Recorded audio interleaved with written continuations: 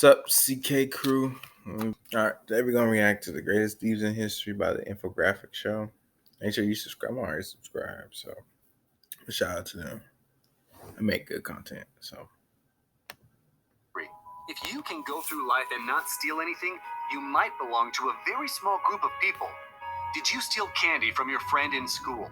Did you illegally? We all taken something that wasn't ours, but we haven't made it a lifestyle, a job of sorts, a criminal pastime that can be as addictive as it is a means to support ourselves.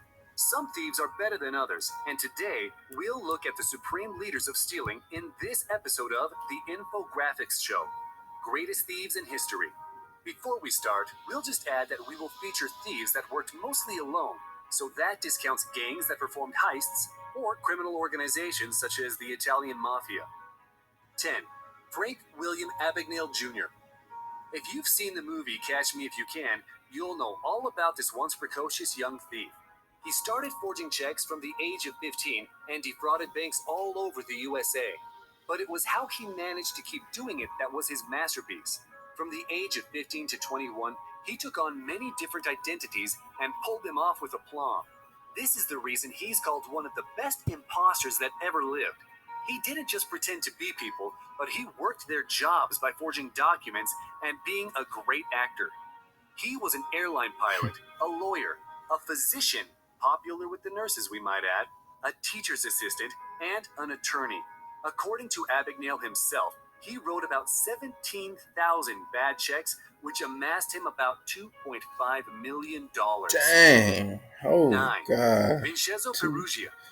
That's a lot of money. Goes down for pulling off only one big theft, but he did go and take arguably the most famous painting in the world in 1911. Yes, he lifted the Mona Lisa and got away with it. For a while, anyway. He didn't really use much skill when he took it.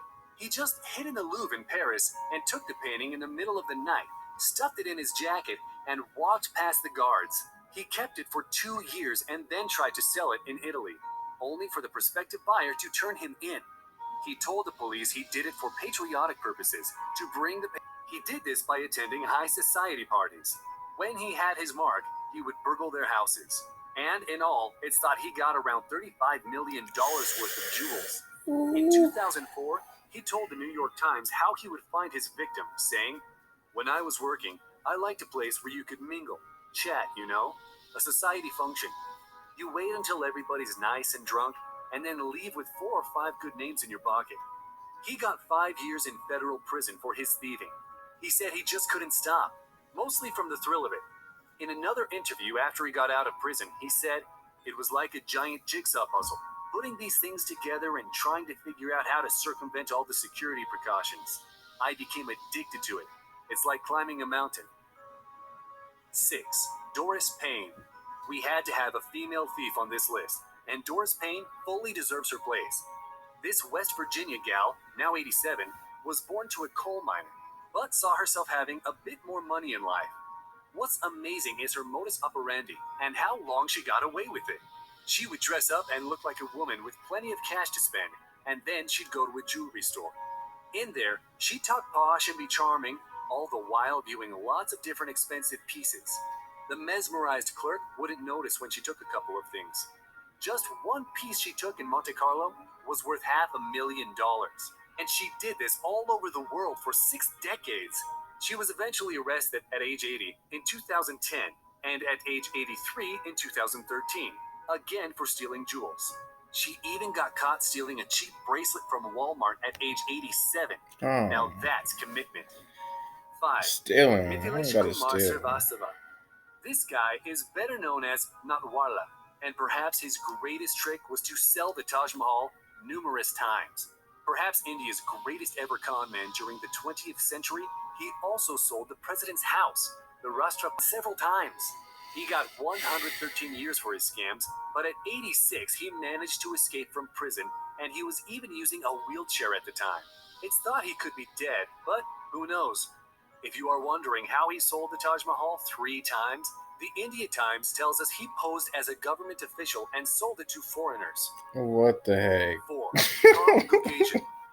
This American man goes down as perhaps one of the most prolific thieves in American history. Over 30 years, he robbed more than 50 banks throughout the country and Shoot. got away with it. What's quite funny is that he usually only robbed on Fridays, Hmm. hence his sobriquet, the Friday Night Bank Robber. He also had intricate getaway plans, and just like the movies, he wore really scary horror masks. He stole around 2 million, but was eventually caught in 2002. He was released from What kind prison of in banks are those? 2017, aged I'm 69. probably so little for me to think. 3. Charles Frederick Peace. There are many stories about this man known as the Victorian Age's biggest criminal. He came from industrial Yorkshire and preyed all over England for years. He evaded arrest by changing his facial features and even using a fake arm, as he had lost his fingers. Scotland Yard, it said, had no idea who they were looking for, as he was so good at changing his appearance. Alas, he was eventually caught and hanged in 1879. 2. William Yeah, Francis he Willie deserves Sutton it. Jr. We thought we'd add to the list what we call a gentleman thief. A I thief can't believe they used to hang people. Like, I don't even hang people no more. I feel like that's inhumane. with impeccable manners who would try not to cause harm to his victims. He robbed over 40 years in the mid 20th century. Did he carry a gun? You can't rob a bank on charm and personality, he once said about that. He also said there any other time in my life. 1. Stefan Breitweiser. There is no one that even comes near to this thief.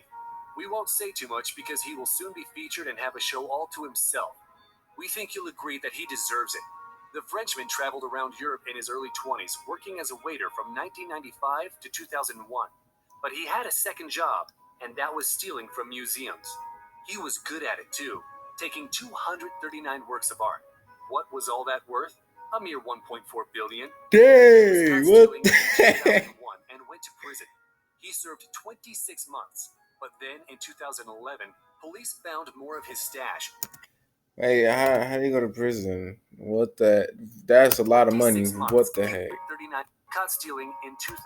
What was all that worth?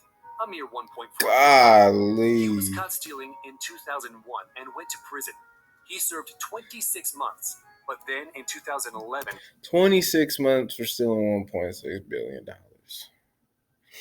People be selling drugs more dumb, like, it's stupid. And people are in there for life right now. Selling drugs when it used to be illegal. That's crazy. And he just gets 26 months.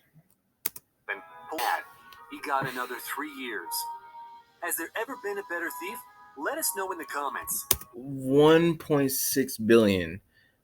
And how much he got an extra, what, 3 years?